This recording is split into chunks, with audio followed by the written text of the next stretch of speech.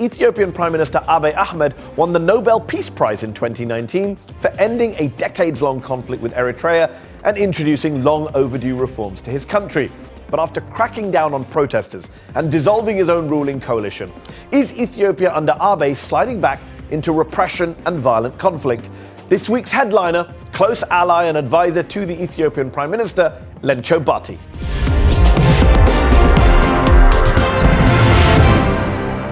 Lenco Bati, thank you for joining me on Upfront. Your Prime Minister Abiy Ahmed won the 2019 Nobel Peace Prize at the end of a year in which he locked up journalists, detained protesters and cut off the internet. Is that really how Nobel Peace Prize winners are supposed to behave?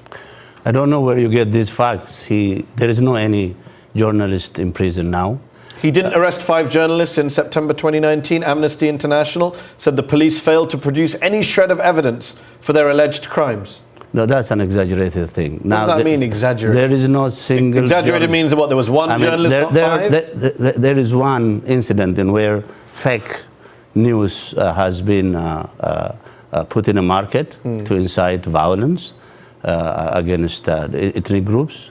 So why is Amnesty's director for East and Southern Africa saying the return of mass arrests of opposition activists and supporters is a worrying signal in Ethiopia? These sweeping arrests risk undermining the rights to freedom of expression and association ahead of this year's election. This is not happening in Ethiopia. Ethiopia is a free...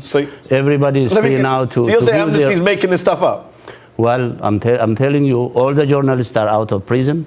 All political prisoners out. To be out of prison, but you're admitting they were in prison at one stage. These are prisoners detained by previous regime. All oppositions, armed and peaceful, are invited back. So the political space is wide and everybody is in the country registering, campaigning in different parts of the country. I'm not questioning that people aren't campaigning or registering. I'm just saying that Human Rights Watch, for example, has said dozens of ethnic Amhara journalists were held in 2019 in their report on the country. I mean, you were on this show in 2016 as someone living in exile, criticizing the previous government for being repressive, authoritarian, locking up protesters and journalists. And now you're being criticized. Your government is being criticized for doing the same thing. Do you see the irony? Yeah, this government is not doing... I'm not aware of this arrests, and this government is not arresting journalists. How about internet blackouts? There is no any time internet was blocked. I mean, who should people believe? Well-known, well-respected human rights groups? Yeah, we need to do further investigation. But I think you do. I mean, first of all, the internet in the country is very, very, very... The service is very low. The coverage is very low. And but I have not come across any incident where internet. So you haven't come blocked. across detained protesters. You haven't come across detained journalists. You haven't come across internet blackouts. No. That's very convenient, given it's well documented by human rights observers. I have not. I'm a human rights advocate. I have not. Okay. I've not seen any. Your Prime Minister won a peace prize for ending this decades-long conflict with neighbouring Eritrea, and he's been applauded for that by many around the world and at home. But even in Ethiopia, the conflicts continue, ethnic conflicts. The violence has in fact escalated in many places. Ethiopia has one of the largest internally displaced populations in the world. 1.6 million people internally displaced, fleeing violence.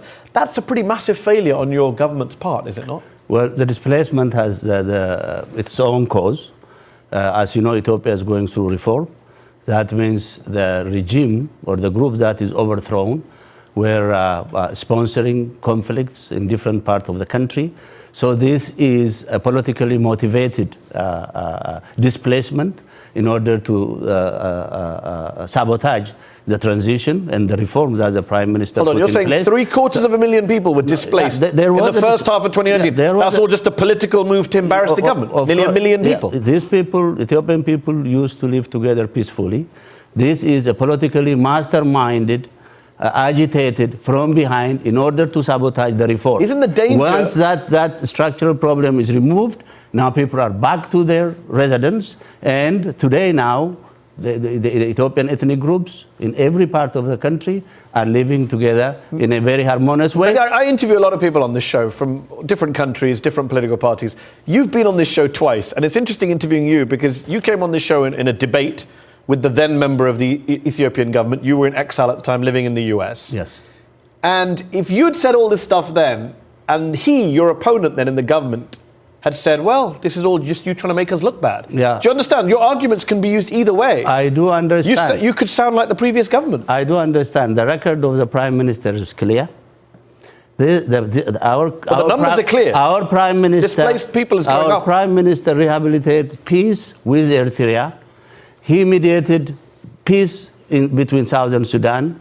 He has an but he can't stop people from being displaced in his own country. He has an excellent relationship with Somalia and Kenya. But he can't stop people from being displaced in his own country. Yeah, hundreds of thousands of them. But the hands, who is masterminding all this violence is aimed at... Who is this? You sound like a conspiracy theorist. The overthrown elites.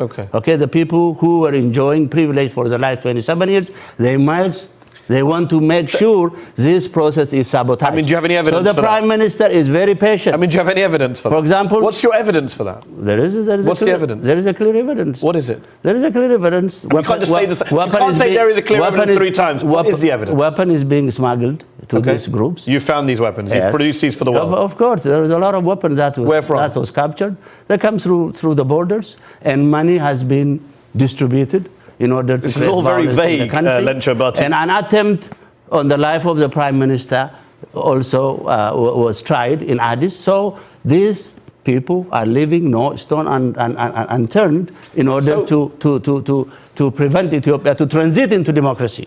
Your party came to power in 2018, and now your Prime Minister Abiy Ahmed is transforming Ethiopia's ethnic federal political system. Some would say without any real electoral mandate, he's dissolved the ruling coalition, he's set up this whole new party, the Prosperity Party, to which your own defense minister has come out and criticized and said there are many dangers to doing these big dramatic changes in a hurry right now. So why do it? Why all this upheaval?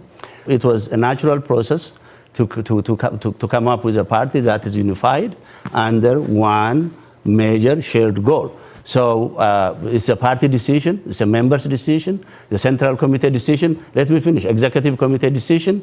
So it has been done through the party rules and regulation. So why did your defense minister say merging this party is not timely and there are many dangers? We are in a transition. This is borrowed time. It is not our time. We should focus on maintaining peace and stability. Why are you not focusing on peace and stability? Why are you doing these dangerous things according to your own defense minister? Peace and stability is a burning issue. There is no question about that.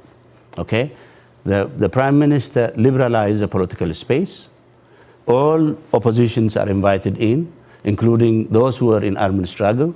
Those who are in prison were released. And now the political space is free. So there's no danger to any of them? This is not a dangerous move? Well, the changes in Ethiopia are very sweeping. Okay? We have to either, transit Ethiopia into democracy. Otherwise, there is no any other alternative. I understand, but we have a global audience watching this show. There is no any other alternative. I understand. Yeah. Our viewers around the world are watching the show. They see you, senior advisor to the Office of the Prime Minister, saying this is a good thing. And then they hear the defense minister of your government saying this is not a good thing. Who should they believe?